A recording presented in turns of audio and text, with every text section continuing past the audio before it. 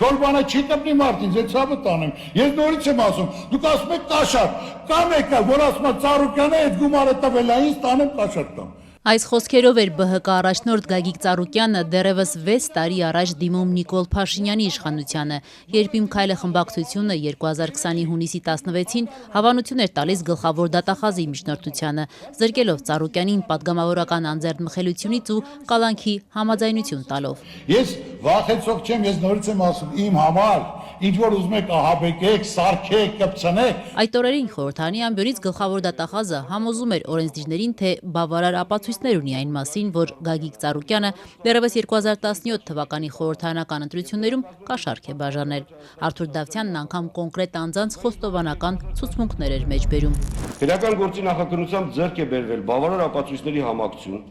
որով հիմնավորվում է, որ Գագիկ Ծառուկյանը ընտրողներին կաշառք տալու նպատակով ընտրություններին նախորդող ժամանակահատվածում ստեղծել եւ ղեկավարել է կազմակերպված խումբ։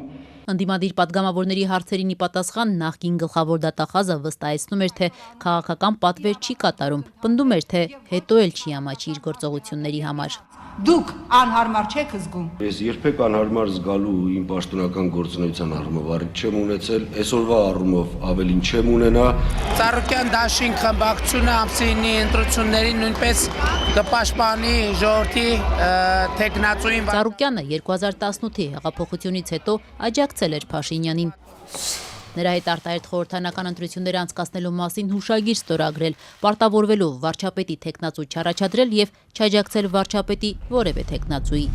2020-ին կալանավորվելուց առաջ Գագիկ Ծառուկյանը հիշեցնում էր այս ամենի մասին Փաշինյանին, ապա հարցնում. «Ինչով եմ ձեզ խանգարել, բացի ձեզ աջակցելուց»։ Ձեր կողքին եմ եղել, այո, 1/3-ը տվել եմ, այո, Փաշինյանի հետ որ հրավիրելա ստորագրել եմ հուշագիրը, ցանկացած սկզբունք ցանկացել եմ աջակցել, բոլոր հարցերով։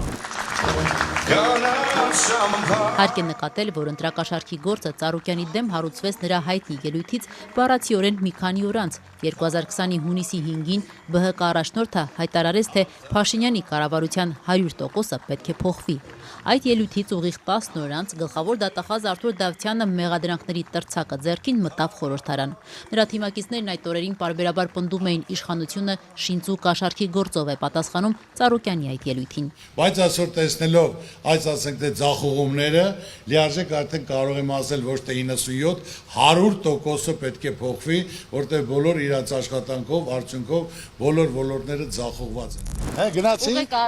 Փաշինյանին սուր քննադատած Ծառուկյանը 2020-ի սեպտեմբերի 25-ին կալանավորվեց 2 ամսով։ Դատարանել չեմ գնացել, ուղիղ եկել եմ այստեղ։ Տեղի ունեցածը որակելով քաղաքական պատվեր նա այդ օրն անգամ դատարան չէր գնացել, այլ ուղիղ կալանքի վայր ազգային անվտանգության ծառայություն։ Մեկ ամիս անց հոկտեմբերի 22-ին Ծառուկյանը դուրս եկավ ԱԱԾ կալանավայրից գրավի դիմաց, ապա հաջորդ ամիս կրկին կալանավորվեց եւ մի քանի օրից նորից հայտնվեց ազատության մեջ։ Կարճ ժամանակում ամեն ինչ իր տեղն է գալու եւ այս պատվեր կատարողները տես ձեր ներկայությամբ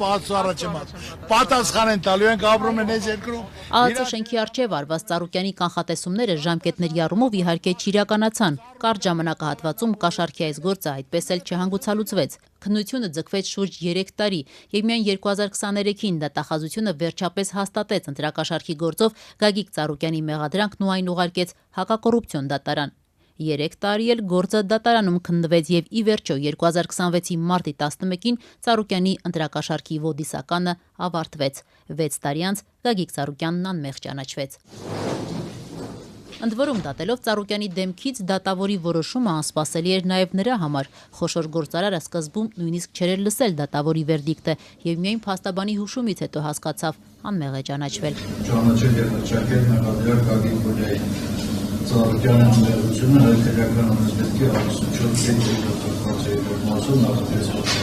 մեջ։ Իհարկե ես չէի հավատում, սպասում եմ, որ Եվրոդատարան պետք է դիմենք, որ լիարժեք 100%-ով, եթե 2600-ից մեկը ցուցմունք չի տալի Ծառուկյանի, կամ տենց հանձնարարություն չկա, ընտրությունա պետք է կատարվի, շնորհակալ ենք օրենքից, որ լիարժեք մարդիկ արդարացի։ Իդեպ 2020 թվականին Ծառուկյանին ընտրակաշառքի գործով անձեռնմխելությունից զրկող եւ կալանքի համաձայնություն տվող խորհրդարանի նախագահ Արարատ Միրզոյանը, ով այսօր արդեն արտգործնախարարի պաշտոնն է զբաղեցնում, այն ժամանակ դիվանագիտորեն փորձում էր վստահեցնել, թե տեղի ունեցողը միմիայն իրավական գործընթաց է, հույս հայտնելով, թե Ծառուկյանը կարդարացվի եւ իրենց գործընկերոջը կրկին ետ կընդունեն։ Մենք լիահույս ենք,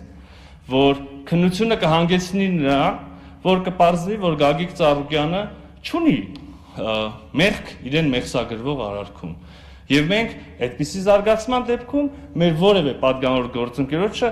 հետ կողջունենք նորից այստեղ խորհրդարանում։ Ծառուկյանն, ինչպես Արարատ Միրզոյանն էր հույս փայփայել, արդարացվեց, բայց գործընկերոջը հետ ողջունել չստացվեց։ Խորհրդարան վերադառնալ ԲՀԿ առաջնորդը չհասցրեց։ Փոխարենը 69-ամյա խոշոր գործարարը, որ վերջին տասնամյակներին պարբերաբար հայտնվում է քաղաքական գործընթացների կիզակետում, ապա իշխանական ճնշումների տակ դուրս գալիս քաղաքականությունից, կրկին որոշել է խորհրդարան վերադառնալ, մասնակցելով հունիսի 7-ին կայանալիք խորհրդարանական ընտրություններին։ Վարչապետի պաշտոնին չհավակնող, բայց վարչապետի արդեն 4 թեկնածու ունեցող Գագիկ Ծառուկյանը արդարացման վճռից հետո հայտարարեց՝ Նիկոլ Փաշինյանի իշխանության հետ երբեք չի համագործակցի։ Բացառված է, ուրիշ բան ունեք հաստատ։